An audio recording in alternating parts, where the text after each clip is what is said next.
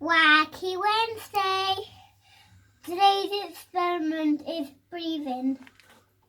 So today we're going to look at inhalation, breathing in, and exhalation, breathing out. And ventilation involves the intercostal muscles, the rib cage and the diaphragm, and we're going to make a little model just to help demonstrate that. Like any model, there are good points about it and limitations, and we'll explore those as well. So what have you done here? What did you do? Cut the bottle. You cut the bottle. Okay, so we're going to use a balloon to represent a lung. So if you'd like to put the balloon inside the bottle.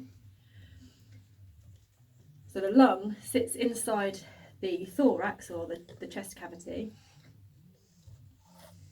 That's it, it's quite fiddly. Ooh, do you want me to help you? No, thank you.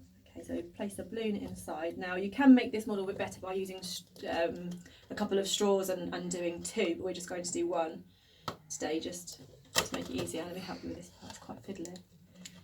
Ready?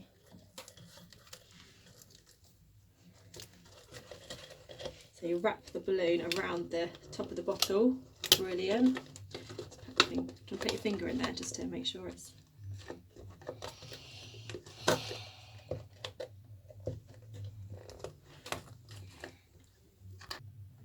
So when we breathe in, the ribs are obviously protecting the lungs, and the intercostal muscles between the ribs, they contract. So the ribs move up and out, and the volume inside increases, lowering the pressure inside. And because the outside pressure is higher, air comes in, or oxygen comes in. And when we breathe out, when we exhale, the opposite happens. So the ribs fall and the volume is lower inside and the pressure is higher, so that the air, the carbon dioxide, moves out. So we're going to make a diaphragm using a carrier bag. So what we're going to do is fold it into four, and fold it into half and half again, and then tie an elastic band around the centre part.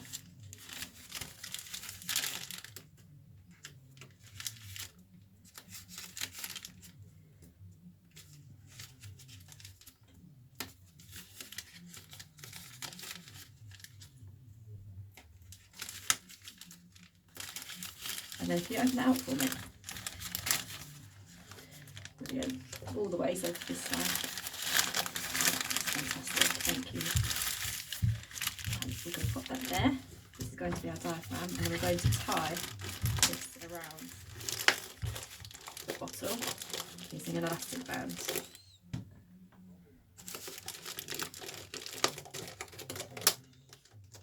Making sure all the carrier bag's tight.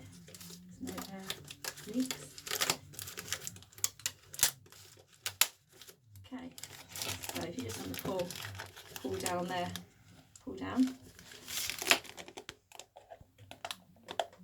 That's it. And then can you see that when we breathe in, when we inhale, the diaphragm moves down and there's increased volume inside the lung. Then when you exhale, you can see there's decreased volume and the diaphragm moves up.